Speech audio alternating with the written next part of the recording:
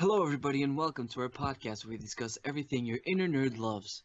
This is the Nerds Awaken.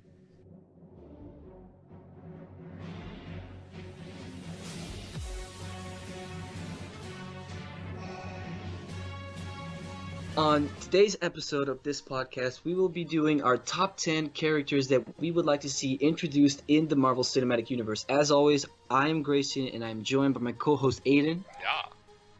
So without further ado, let's kick it off. Starting off this list at number 10 is an unorthodox pick, but I'm choosing Amadeus Cho. Now, we have seen his mother, Helen Cho, introduced in Avengers Age of Ultron, so adding Amadeus to the Marvel Cinematic Universe, I think, is a good way to make sure the Marvel Cinematic Universe stays running for quite some time. In the comics, Amadeus is the current Hulk replacing Bruce Banner, and I think that Marvel could go down that line eventually in the future after Mark Ruffalo is done with the role, obviously. Initially, Amadeus didn't quite grow on me as a character, but after seeing him as the Hulk, I think he has a good dynamics, and like I said, adding him to the cinematic universe could be a way to make sure it stays running for years and years to come after the big names like Chris Evans, Robert Downey Jr., Chris Hemsworth, after their contracts expire. I think it's a good way we can keep the show on the road.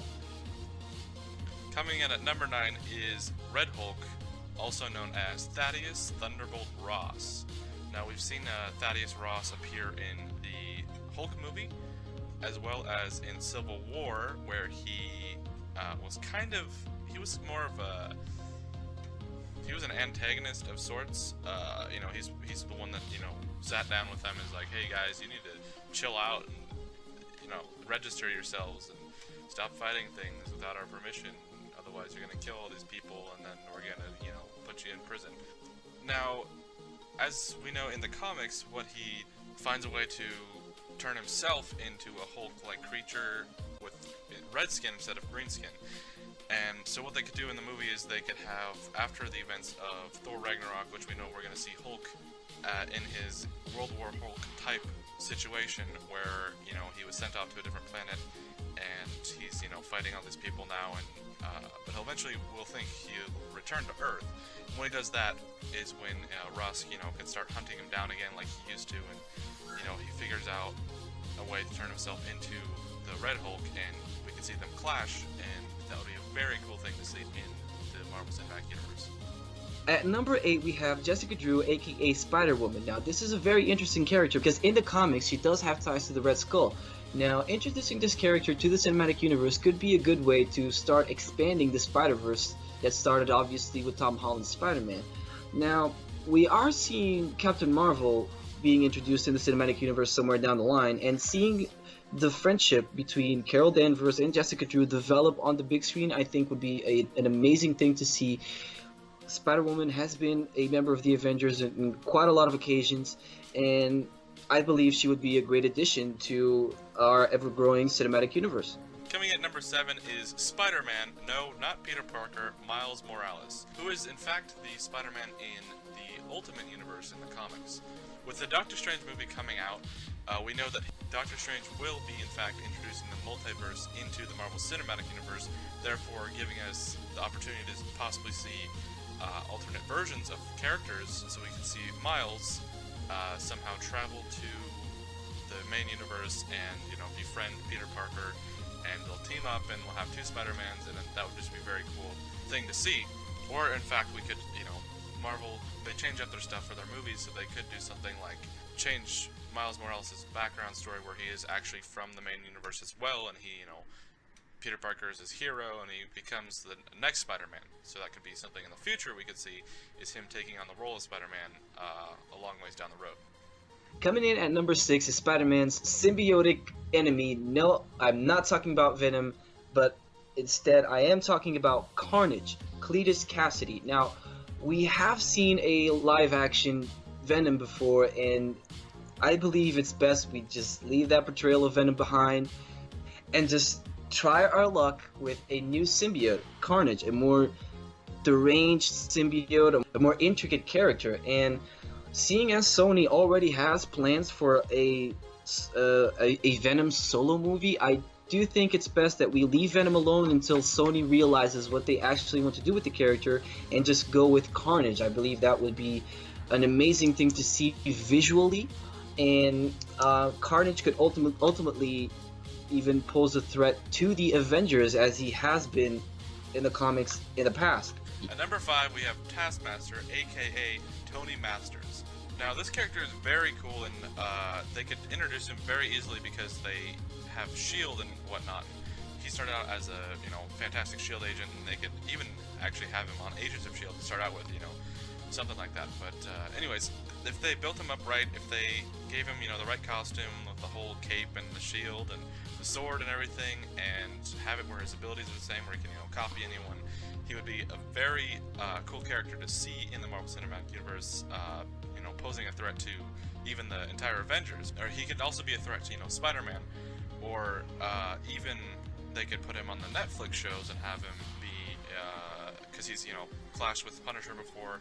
He's actually come across Daredevil a few times as well, and so they could actually add him in that whole Netflix thing as one of their villains, and then, maybe introduce him into the Marvel Cinematic Universe within the movies at some point.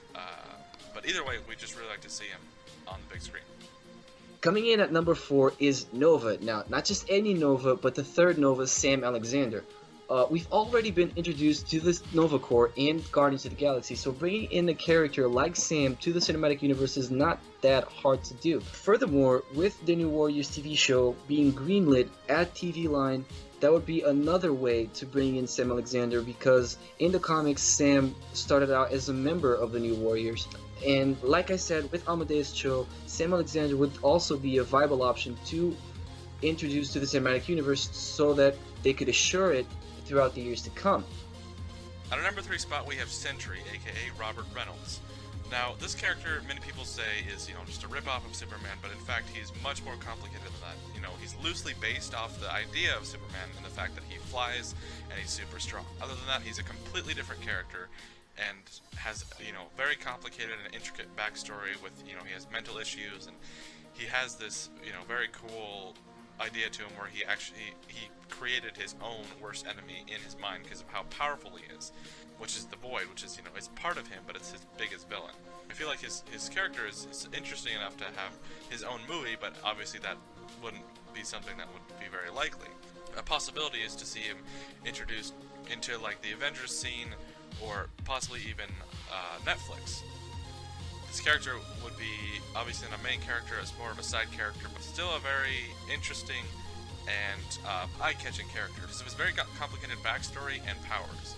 Coming in at number 2 of our list is Agent Venom, also known as Flash Thompson. Now, as we know, Flash Thompson is already going to be introduced in the Spider-Man Homecoming movie, but I do hope that down the line the character is done justice and Agent Venom ends up showing up somewhere down the line. Agent Venom does have a very interesting backstory. He started as a bully for Spider-Man. He eventually became a better man. He served in the army, lost his legs. That's when he was bonded with the symbiote and Agent Venom was born. And I would just love to see that character introduced in the cinematic universe. Coming in at our number 1 spot for characters we'd like to see in the Marvel Cinematic Universe is Mark Spector, aka Moon Knight. Now, we don't think he would necessarily have to have his own solo film, but we'd really like to see him have his own show on Netflix. If Moon Knight was given his own Netflix show, it would be a good link to the MCU and the Netflix series, because, as we know, Moon Knight suffers from multiple personality disorder and bipolar disorder, as well as like 50 others that, make him all messed up in the head. And in the past, he has believed that he has been Captain America, Spider-Man, and, many more heroes. So if they went along that, have him go crazy and think he's these characters, that would be a good link to, movies like Spider-Man and the Avengers. You could go through many of his storylines in the Netflix show and, dive deep in this character's dark history and his really interesting skill set and, the way he got his powers, so on and so forth. Alright, so this has been our top 10 characters that we would like to see introduced in the Marvel Cinematic Universe. Please make sure to leave a comment down below. Tell us what characters you would like to see introduced in the Cinematic Universe. And as always, this has been Grayson and Aiden. Thank you for listening to the Nerds Awaken podcast, and we will see you here next time.